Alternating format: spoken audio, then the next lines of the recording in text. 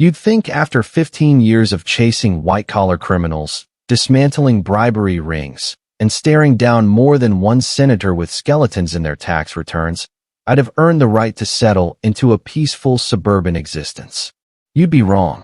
Because as it turns out, the true test of endurance isn't a congressional hearing or a 7-hour deposition. It's surviving an HOA, specifically one led by a woman who believes her clipboard is an instrument of divine justice.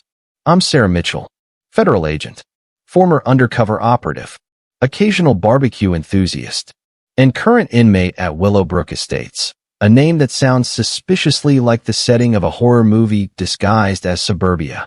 6 months ago, I moved into this pastel paradise, dreaming of weekends spent poolside, minimal bureaucracy, and maybe, just maybe, a neighborhood where the most controversial issue was what kind of mulch to use. What I got was Margaret Henderson. Margaret, sorry, call me Maggie, is the president of our homeowners association. And not just your garden variety clipboard-toting nitpicker. No, Maggie is a fully weaponized HOA overlord. She welcomed me to the neighborhood with a binder. Not cookies, not a warm casserole. A binder. 3-ring. Indexed. Laminated. Just a little something to help you adjust to our community standards. She cooed, smiling in that uniquely threatening way only PDA presidents and malfunctioning robots can. I swear the thing was heavier than a RICO indictment. I flipped it open later that night, expecting some basic do's and don'ts. Instead, I found a novella-length manifesto on lawn etiquette, mailbox uniformity, and acceptable seasonal decor. Spoiler alert. No inflatable reindeer unless their noses glow at precisely 300 lumens. Page 47. Acceptable mailbox colors. Beige, taupe, off-white. Basically, the personality spectrum of dry toast. Page 73. Grass height. No taller than 2.5 inches, subject to measurement every other Wednesday. Page 156. Holiday decorations must maintain a 15-degree incline. Not 14. Not 16. 15. Because apparently, Santa's sleigh is an aviation hazard if angled improperly. But the real piece de resistance? Section 12. Pool and outdoor entertainment guidelines. A chapter so detailed, it may have been ghost-ridden by the TSA. According to Maggie's unholy scripture, pool parties are permitted only on weekends, only between 10 a.m. and 8 p.m., only with a maximum of 8 guests, and only if the noise level does not exceed conversational volume. What's conversational volume, you ask? That's for Maggie to decide. And oh boy, she decides. Now, to be clear, I didn't move here to stir up trouble. I paid my dues, literally. HOA fees, lawn maintenance, mailbox paint touch-ups. I kept my head down, my lawn mowed, and my Christmas lights geometrically compliant. I was trying. But it turns out Maggie had a nose for rule-breaking. Like a bloodhound. If that bloodhound also had binoculars and a pathological need to control human joy. At the neighborhood's monthly meeting. Yes, they actually happened, and yes, I attended like a responsible adult.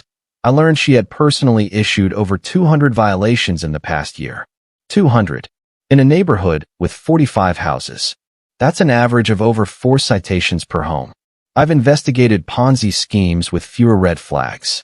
Naturally, Maggie referred to herself not as president, but as a community standards enthusiast. I refer to her as the clipboard czar. Now, it was only a matter of time before our worlds collided. Me, a woman who believes in liberty, grilled meat, and occasional cannonballs. And her, a woman who believes fun should come with footnotes and volume caps. I didn't expect it to go nuclear over a pool party. But looking back, I should have known. Because this is America. And nothing screams freedom like blowing out your neighbor's eardrums with Bruce Springsteen while eating ribs. And on that note, cue the 4th of July, the party that started it all. Willowbrook Estates, as I learned, is a place where people wave like they're in a local political ad, hand raised, smile fixed, but with eyes that silently beg, please don't involve me in anything controversial.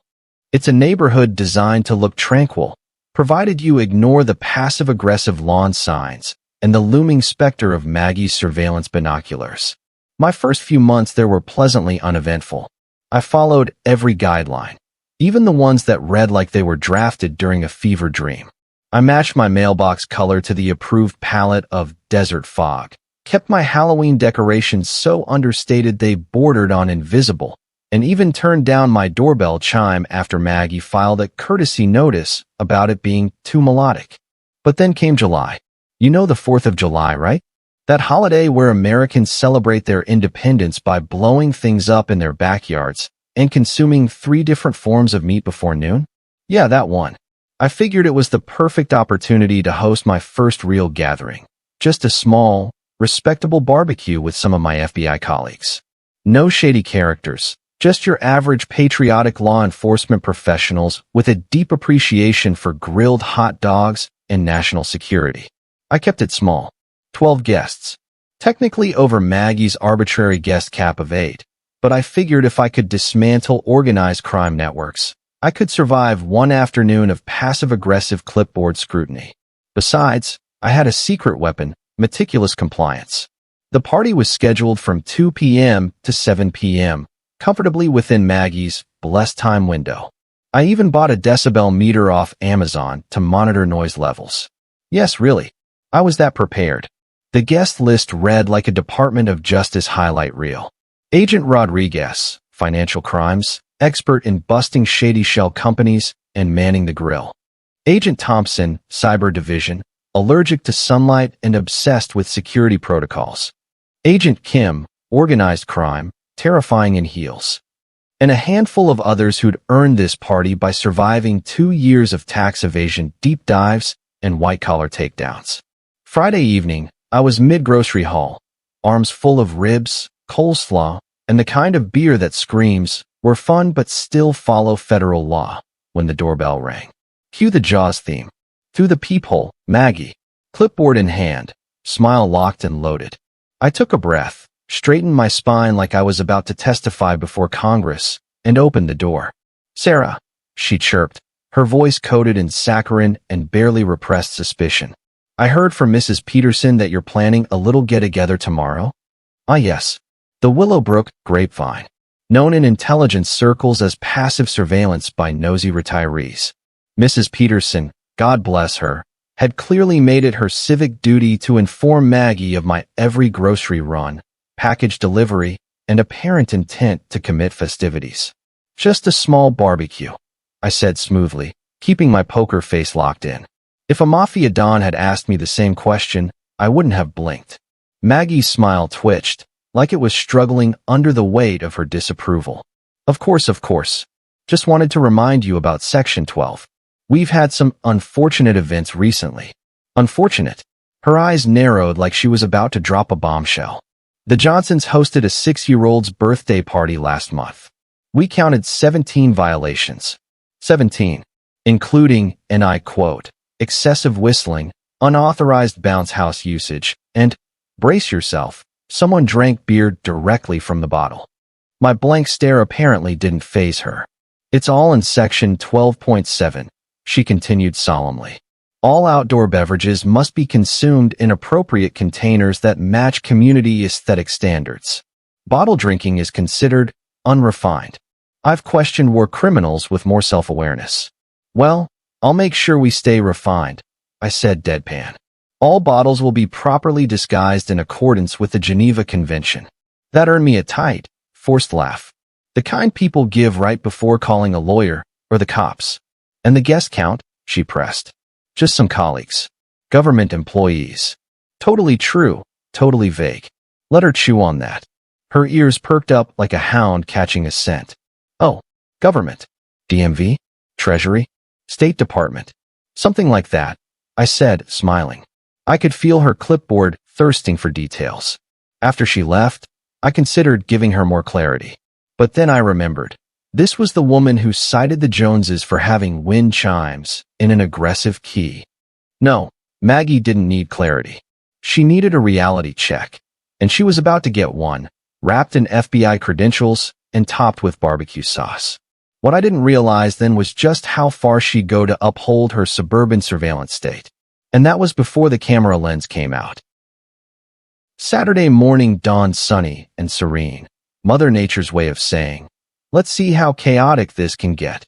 I woke up early, fired up the grill, set out the drinks in Maggie-compliant glassware, because I'm a professional, and triple-checked the noise meter. Yes, I literally tested the volume of my Bluetooth speaker using a decibel app. This is my life now. By 1:45 p.m., the first of my colleagues began arriving. Agent Rodriguez pulled up with a tray of homemade ribs and the swagger of a man who once arrested a Ponzi schemer mid-golf swing. He was followed by Agent Thompson, who scanned my front lawn like he expected it to be booby-trapped by HOA tripwires. Agent Kim strutted in wearing aviators and carrying a bowl of guacamole so spicy it could probably dissolve classified files. We were 12 in total. Not 30. Not a rave. Just 12 off-duty federal agents with a fondness for burgers and tactical banter. By 2:30 p.m., we were in full swing, grilling, lounging, laughing. The kind of lighthearted conversation that only happens when no one's wearing a wire. We chatted about recent cases, interdepartmental gossip, and the absurdity of having to monitor grass height. Agent Martinez tried to convince us that his last undercover assignment involved pretending to be a kombucha influencer. None of us believed him, but it was a good story. We were having a great time. Until the feeling started. You know that prickling sensation on the back of your neck. That sixth sense that tells you someone's watching? I turned, and there she was. Maggie, watching from her kitchen window like the ghost of funds past. She had binoculars. Actual, honest-to-God, military-grade binoculars. Because clearly, our sparkling water and moderate chuckling warranted long-range surveillance. I waved. She didn't wave back. Of course she didn't. By 3:15, she'd moved outside, to her patio, clipboard in one hand, notepad in the other, scribbling like she was drafting the next HOA constitution. 3:17 p.m., subject wearing tank top with questionable pattern. Possible fashion violation. 3:22 p.m., laughter volume potentially exceeds conversational threshold. Investigate. Agent Kim, lounging under an umbrella and sipping iced tea, spotted her first. Is that woman recording us? She asked, narrowing her eyes like she was about to order a wiretap. I followed her gaze. Maggie had vanished from her patio and reappeared, no joke, behind her garden shed with a camera. And not just a smartphone camera. We're talking DSLR with a telephoto lens. The kind you'd use to photograph endangered wildlife from 300 yards. Or, in Maggie's case, people eating bratwurst. Agent Thompson leaned forward, eyes squinting. Is that a Canon EOS R6? She's got a better setup than our surveillance teams, Agent Rodriguez muttered, flipping a burger. She's casing us, Kim said calmly, pulling out her phone and snapping a picture of Maggie taking a picture of us. We're in a suburban stakeout. This is happening. She's building a case, Martinez chimed in. Probably got our whole guest list scrawled down. You think she's got facial recognition software in there? She's got facial recognition, I said. It's called Facebook. And I bet she's already created a folder called Mitchell, Suspicious Activity, Pool Perimeter. It was funny. At first. But the longer she stared, the weirder it got. Because I wasn't just being observed. I was being profiled.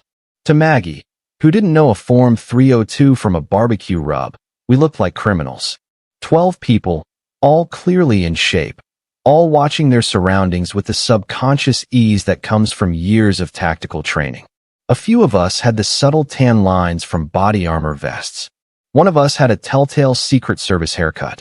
To anyone not in the know, we looked less like co-workers and more like a gang summit. She thinks we're having a mob meeting, Rodriguez said, chuckling. This is like The Sopranos, but with better dental hygiene. And SPF 50, Kim added, pointing at the sunscreen bottle. We're responsible criminals. I swear to God, Martinez said, barely holding in laughter. I saw her write something down when I took a second helping of ribs. She thinks that's a signal. She's probably Googling how to contact Homeland Security right now, Thompson said. Except the joke's on her. We are Homeland Security. It should have ended there. A woman with control issues misinterpreting a perfectly legal backyard gathering. But then the phone came out. At 4:25 p.m., Maggie stepped back inside her house. At 4:30, she reemerged, pacing her yard, phone pressed to her ear. Her gesturing was wild. Panicked. Her other hand still held the clipboard like a holy relic. She's calling someone, Kim said. Either she's ordering a tactical airstrike, or she's calling 911. Oh my God, I muttered. She's going to report us. She is reporting us, Thompson confirmed, squinting again. That's definitely the yes officer. They look very suspicious body language. Bet you $10 it's the police, Kim said. 20 it's the county zoning board, Martinez added. Rodriguez smirked. 50 says she called the FBI. We all looked around the yard, 12 agents, multiple divisions, probably representing half the bureau's ongoing caseload, and burst out laughing. Plot twist, I said. We are the FBI. What none of us realized yet was that Maggie wasn't just filing a complaint. She was sending in the cavalry. If you've ever watched a movie where everything seems perfect right before it all goes sideways, you'll understand the vibe. Sunshine, burgers sizzling, laughter echoing, ice clinking in glasses, and Maggie crouched behind a hydrangea bush with a camera like she's embedded in a war zone. At 2 p.m. sharp, we kicked off. By 2:05, the backyard had transformed into a tactical barbecue dream. Folding chairs lined up in neat arcs. You can always spot the agents. We arrange things like we're about to brief a task force. A cooler that could probably withstand a small explosion, and a playlist so chill it practically oozed diplomatic immunity. Agent Rodriguez manned the grill like a field commander, spatula in hand, barking orders about bun placement.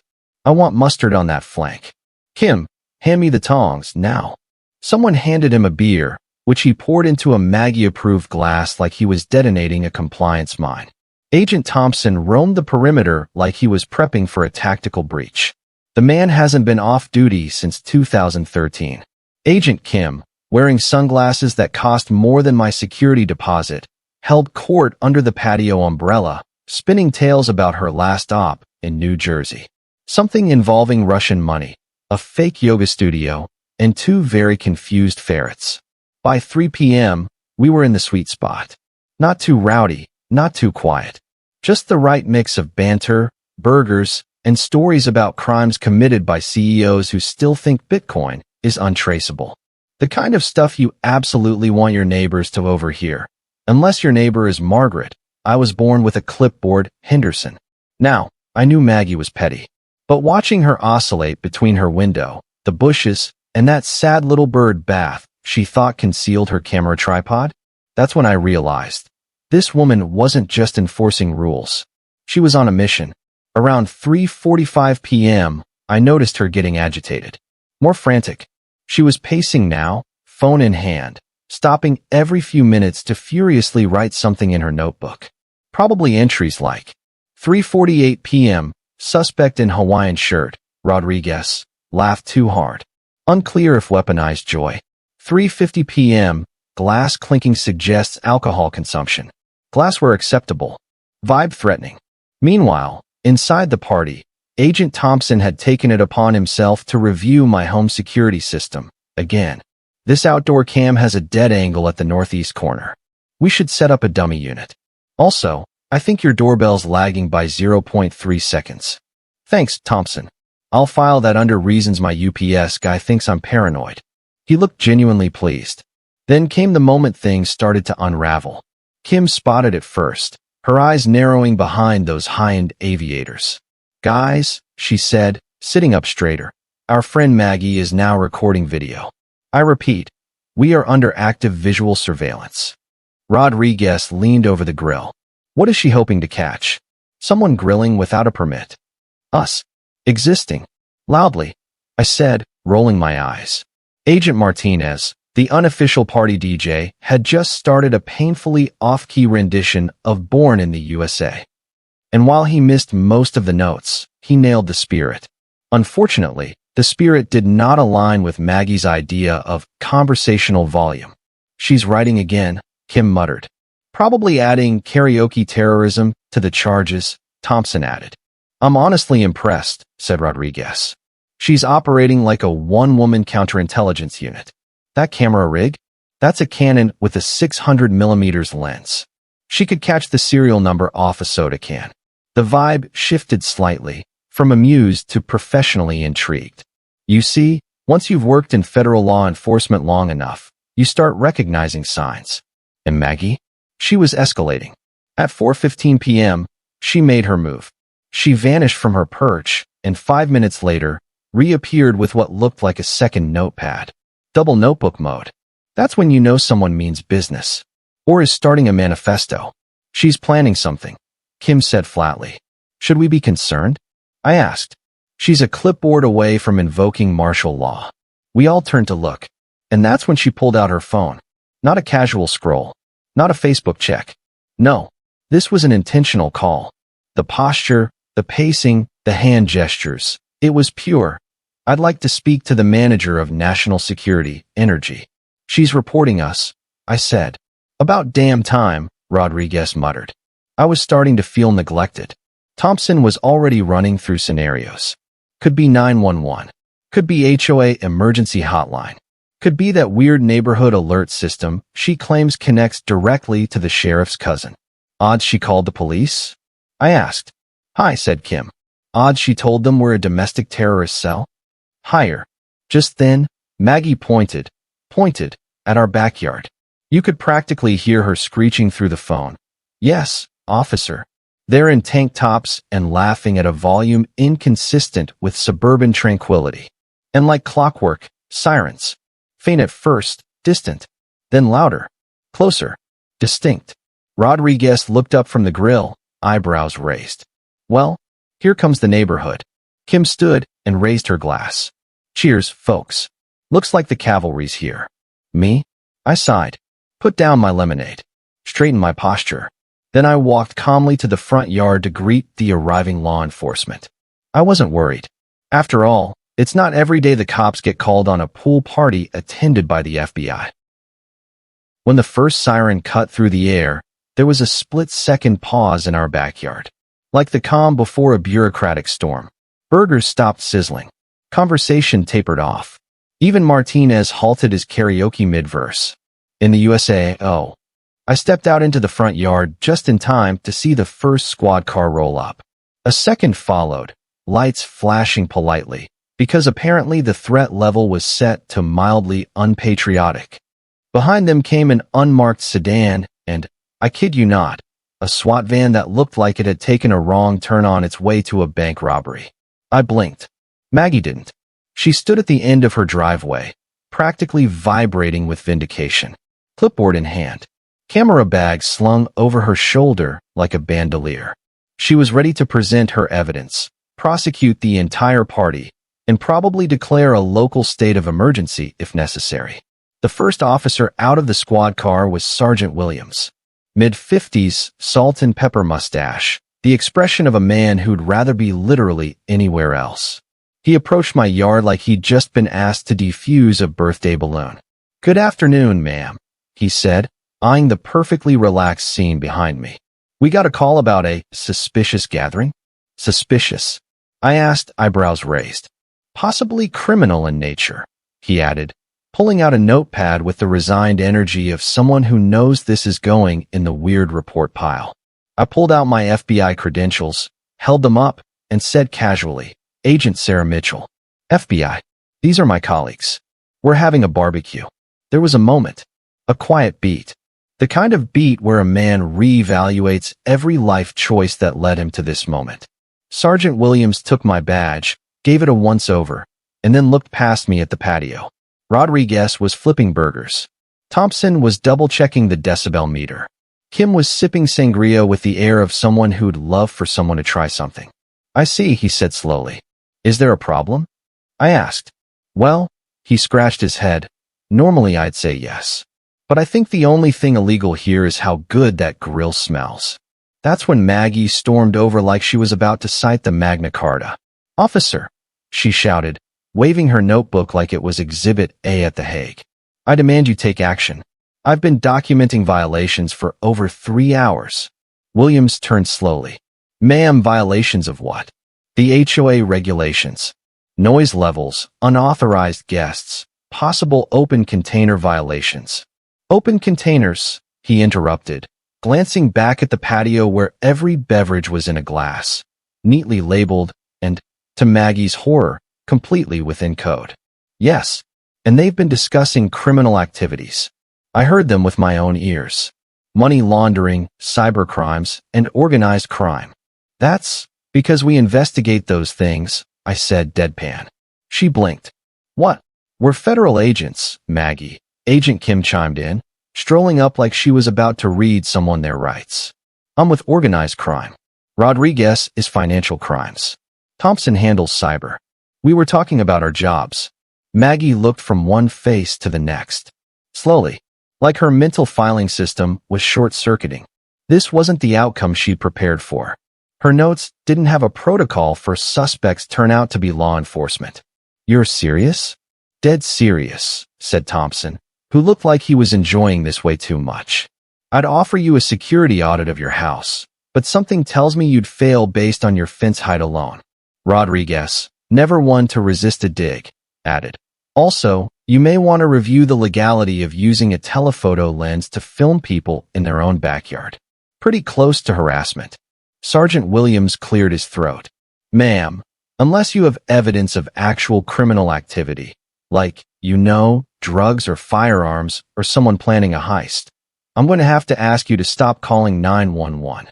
But they broke Section 12, she protested, voice climbing like a panic-stricken falsetto. Ma'am, the sergeant said, visibly struggling to keep a straight face. 911 is not for HOA violations. That's what your board is for. Or, I don't know, a sternly worded email.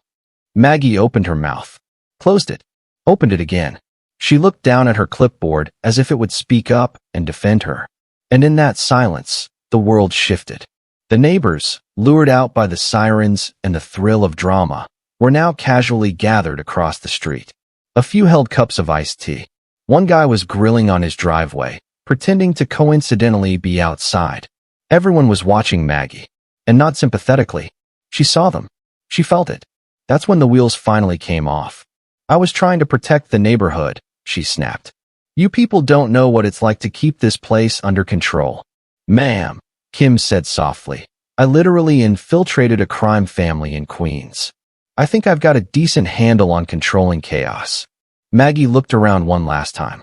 Her neighbors, once afraid of her little clipboard empire, were now barely hiding their amusement. The officers were already starting to pack up.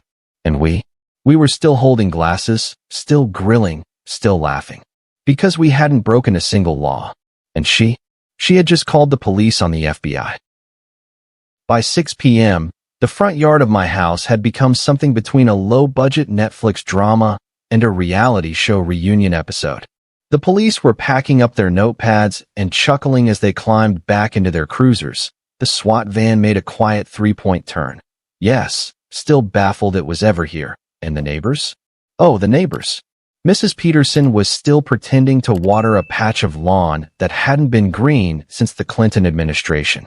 Mr. Kowalski, who'd casually walked his dog past my yard 5 times that day, was now leaning against his fence, holding a can of soda and whispering excitedly into his Bluetooth earpiece.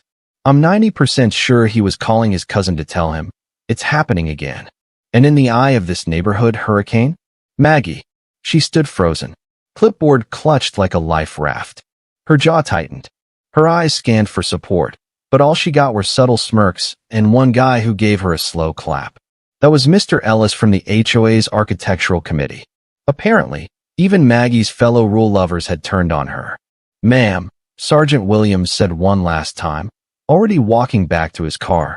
Just call the HOA next time. Not emergency services. He left. Doors closed. Sirens off. And then came the sound Maggie feared most. Laughter.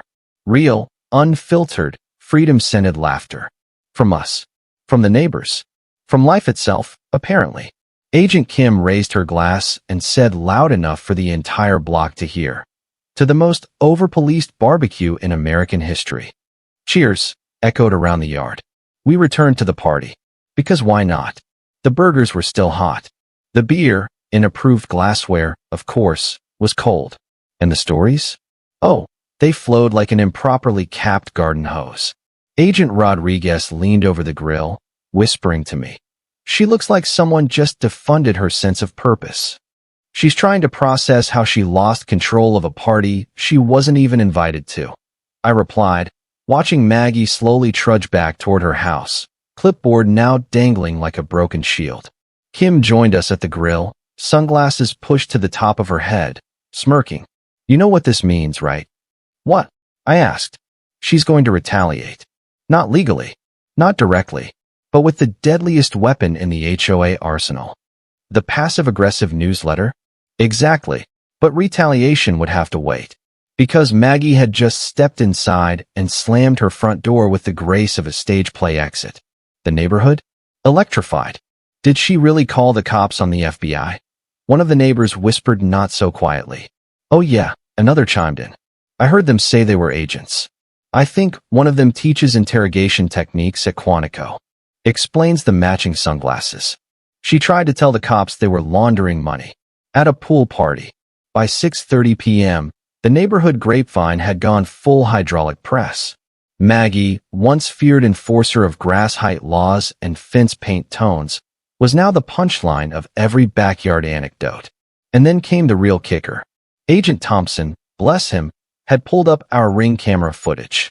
The footage that showed, in crystal clear HD, Maggie ducking behind her shrubs, adjusting her telephoto lens, whispering into her phone like she was ordering a drone strike on a slip and slide. He played it on his tablet. We all gathered around, popcorn in one hand, beer in the other. It was cinematic. She squinted. She crouched. She zoomed. At one point, she even attempted to stealth walk in flip-flops across gravel. I nearly cried. Do we submit this to America's Funniest Home Videos or the HOA Ethics Board? Rodriguez asked. Why not both? I replied. Maggie didn't re-emerge for the rest of the night. The sun dipped. The party mellowed. Neighbors stopped by just to say hi, which of course included subtle peeks into my yard and whispered questions about what really happened. We were gracious, professional, smug. By 8 p.m., our gathering ended exactly on time. Because if you're going to roast the HOA president, you might as well do it within the rules. Everyone helped clean up. Glassware was collected. Music volume was lowered. As Kim put it, we're not just law enforcement, we're model citizens. I stood by my gate, sipping one last drink as the final agents left. A gentle breeze. The smell of burgers fading into the night. Peace. And then I saw it. In my mailbox. An envelope. Beige. Of course. Inside. A violation notice. From Maggie. Issued at exactly 5:57 p.m. Offense. Guest count exceeded maximum by 4. Violation of Section 12.3. Pool party size limitations. Recommended action. Written apology and community service. Optional.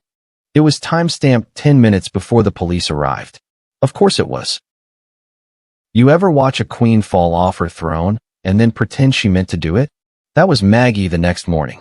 At precisely 7 a.m. on Sunday, because apparently vengeance runs on a strict sleep schedule, I found a fresh violation slip taped to my door. The tape was centered. The font size?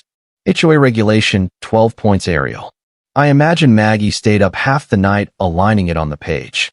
It read, unauthorized noise, excessive guest count, and improper government affiliation, pending clarification. As per Section 12.0, guests exceeding the maximum limit of 8 require pre-approval. Additionally, potential misuse of government titles at neighborhood events may fall under federal impersonation if unsubstantiated. Formal HOA inquiry pending. Sincerely, Margaret Henderson, President, Willowbrook Estates HOA. The cherry on top? She bolded the words, pending clarification, as if she'd just cracked open a file labeled FBI, maybe fake. At this point, the party was over, the yard was spotless, and the only remaining evidence of chaos was a perfectly stacked pile of beach towels and Maggie's slowly imploding worldview. But she wasn't done yet.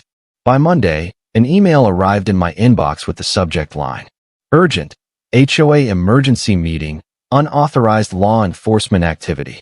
Emergency Meeting. About my pool party. that featured agents trained in hostage negotiation and surveillance countermeasures. The irony was so thick you could spread it on toast. Naturally, I showed up. The HOA conference room, actually the clubhouse rec room that doubled as a yoga studio and wine night HQ, was packed. Neighbors filled the folding chairs, their eyes gleaming like they knew they were about to witness a nuclear-level meltdown. Maggie sat at the front, flanked by two loyal acolytes, Mrs. Duval, who once fined a man for hanging a windsock, and Chuck Remington, whose idea of fun is measuring fence alignment with a laser level. "Let's come to order," Maggie began, tapping her pen like it was a gavel. "This meeting concerns a grave breach of community conduct." Someone coughed grave, a little too loudly from the back. I didn't see who.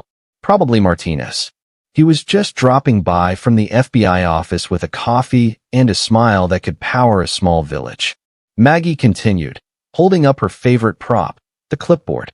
"We had a reported incident of possible illegal activity. Unauthorized gathering. Loud noise. Suspicious guests. When I, in good faith, contacted law enforcement, I was misled. You called 911 on federal agents," Kim said, raising a hand. She had shown up just for this. "In aviators. Indoors." Maggie ignored her. "We believe a thorough investigation is warranted. This includes verification of identities, a review of surveillance footage." "Yes, I have that, and a full accounting of how many ribs were served." That last line got a laugh. A loud one. From almost everyone. "I think what Maggie is trying to say," Chuck cut in, clearly panicking, "is that perhaps the community guidelines were misunderstood." "Oh, I understood them just fine," I said, finally speaking. "You want to talk footage? Great. I've got footage too. Full HD, audio included. It shows federal agents complying with every community rule. And then it shows you." I looked directly at Maggie, lurking behind hedges with a long-range camera lens, and calling emergency services under false pretenses. Maggie's smile cracked. "You know what else it shows?" I continued. "An HOA president initiating surveillance without consent, attempting to claim that trained federal agents were impersonators, and doing all of that while violating Section 3.2. No photography of private property without written approval." The room went still. Well, that section is outdated." Maggie snapped. "Then why is it still in the manual?" Kim asked.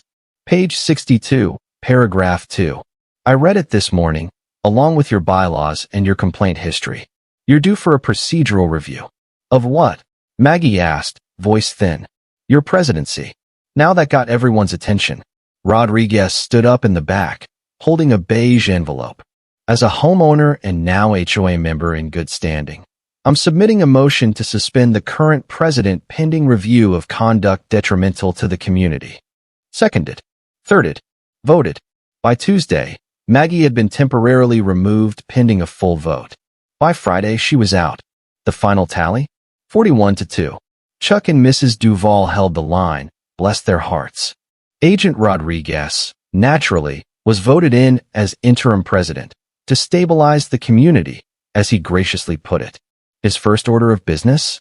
Rewriting Section 12. Now pool parties could host up to 20 guests. Beer was permitted in bottles, so long as no one threw them at anyone.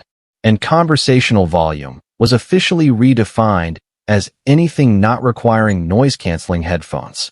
My personal favorite addition? Section 12.9. Citizens operating under federal jurisdiction may ignore guest limits when acting in accordance with national security or barbecue-related gatherings. Maggie tried to challenge the election but was met with a wall of apathy and one unforgettable line from Kim. "It's over, Margaret. The people have spoken, and they brought potato salad." Following Maggie's sudden and ceremonious dethroning, Willowbrook Estates experienced a golden era historians would one day refer to as the post-Karen restoration. The grass still needed mowing. The mailboxes were still beige. But the fear? The tight, clipboard-induced tension that had haunted every cul-de-sac? Gone. No more early morning fines. No more security camera notes slid passive-aggressively under doors. No more Maggie creeping behind ornamental shrubs like she was preparing to ambush a birthday clown. She didn't take the loss well. For the first week, she staged what I can only describe as a neighborhood Cold War. Her porch lights mysteriously flickered at suspicious intervals. The HOA suggestion box suddenly overflowed with anonymous notes about unlicensed garden gnomes and excessive flag enthusiasm. And there were rumors, unconfirmed, but delicious, that she tried to start a rival HOA called Willowbrook Integrity Alliance. It failed. She misspelled alliance on the application. Then, like all failed suburban autocrats, she vanished. Well, not vanished. She quietly sold her house and moved out under the cover of early morning 2 months later. I watched from my porch as the moving van packed up her world, including the infamous clipboard, which I swear was double-wrapped in bubble wrap like some sacred artifact. I later heard she relocated to a peaceful retirement community in Arizona. One of those no pool, no kids, for PM curfew-type deals. Apparently, she thought it'd be less chaotic. Word on the HOA forums? She got into a shouting match over mailbox font. I wish I were joking. Back in Willowbrook, life normalized in the most beautiful ways. Pool parties became regular events. People laughed. They waved without fear. Children rode their bikes without being lectured about bike path encroachment. And Agent Rodriguez, bless his bureaucratic soul, turned out to be a fantastic HOA president. His monthly newsletters were informative, slightly funny, and completely clipboard-free. He introduced the Community Chill Hour, BYO lawn chair, and lemonade, established a resident complaint quota, limit 1 per month, and even added a new line to the HOA mission statement. We are a neighborhood, not a surveillance state. Iconic.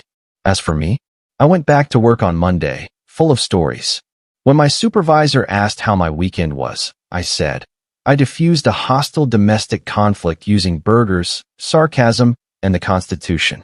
Kim called it her favorite undercover op she never actually had to go undercover for. Thompson submitted the ring footage to our department's annual holiday party montage. Martinez started referring to my backyard as ground zero for HOA justice. And the party? It's now legendary. Every new neighbor hears about it. The time the HOA called the cops on the FBI. It's mythologized, like a modern suburban fable. Don't poke the bear, especially if the bear has clearance. We still joke about it. At gatherings. During meetings. In text threads that read like this. Kim, you seeing this HOA drama in Sector 4? Me. Should I send burgers or backup? Rodriguez, both. Bring glassware. And yes, I still host pool parties. They're bigger now. Loud enough to be joyful. Not loud enough to warrant another 911 call. My favorite part? The new rule we added at the end of the amended Section 12. 12.10. Under no circumstances shall a neighbor summon emergency services on guests unless said guests are actively setting things on fire, plotting an international incident, or playing Nickelback on loop past 9 p.m. That last part? Direct request from Martinez. We take music violations very seriously. So what did I learn? Sometimes, the greatest threat to your peace isn't a foreign adversary. It's a retired dental hygienist with too much time, a clipboard, and a shaky understanding of volume control. And sometimes, the best revenge isn't loud or messy. It's simple. You live well. You follow the rules just enough. And when the Karen calls the cops, you smile. You hold up your badge. And you say, "Ma'am, we are the law." Thank you for being with us. Please share in the comments where you are watching from and whether you liked everything, and see you next time.